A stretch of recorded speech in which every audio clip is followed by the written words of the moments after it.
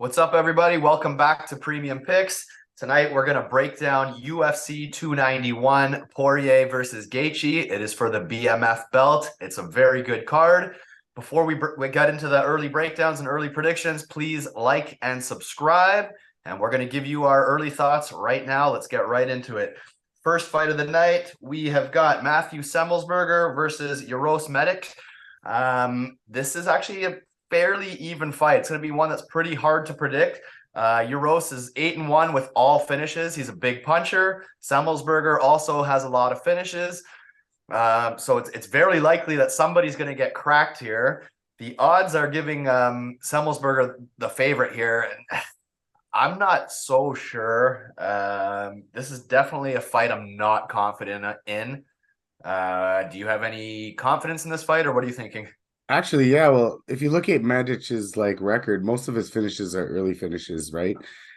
So he's a one round, maybe a round and a half fighter at best. Smellsberger there. I call him Smellsberger. It's Smellsberger there, though. He's been in there with some heavy duty punchers, right? And he's shown some durability. Jeremiah Wells, that was a good fight. It was back and forth. Wells beat him, but he didn't kill him. And Wells is a well-known power puncher.